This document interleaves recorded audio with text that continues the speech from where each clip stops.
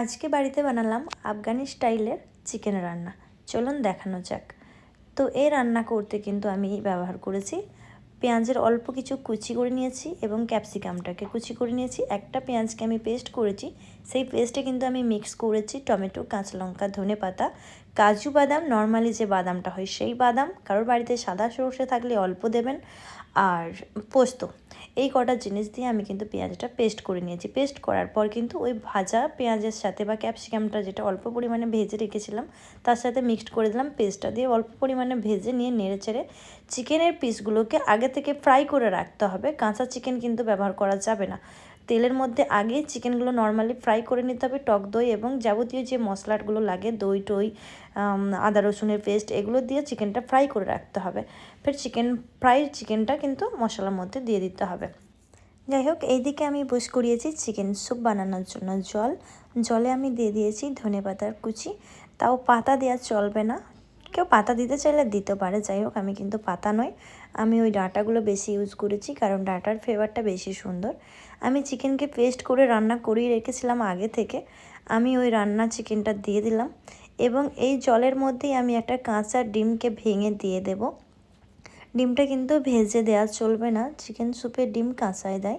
আর এই দিকে দেখতে পাচ্ছ চিকেন স্যুপের মশলাও নিয়ে এসেছিলাম, ওটাও কিন্তু দিয়ে দিলাম। আমি কিন্তু 2 মিনিটই ফোটাবো, 2 মিনিটে চিকেন স্যুপ রেডি হয়ে যাবে। তো অল্প করে তো স্যালাড চাই, তো স্যালাডটাও অল্প করে বানিয়ে নিই। আমি পিসগুলো স্লাইস পিস করার চেষ্টা করছি, মানে সুন্দর দেখানোর জন্য। নর্মালি এমনিও কেটে খেয়ে নিতে পারি, তার জন্য না। তো যাই হোক, স্যালাড বানিয়ে ফেললাম।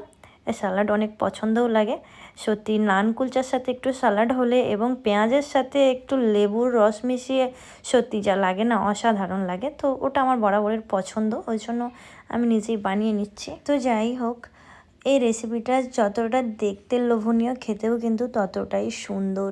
এর স্বাদটা জাস্ট অসাধারণ, সত্যি বলছি। কিন্তু আপনি এই রেসিপিটা রাইসের সাথে খেতে পারবেন না, মানে রাইসের সাথে মেখে খেলে এর একটা আলাদাই সুস্বাদু পাবেন। এটা খাওয়া যাবে নান, কুলচা, পিঠা টাইপের কোনো খাবারের সাথে। আপনি রুটি, পরোটা, নান, কুলচা এইসব দিয়ে খাবেন, জাস্ট অসাধারণ লাগবে এই রেসিপিটা আপনার।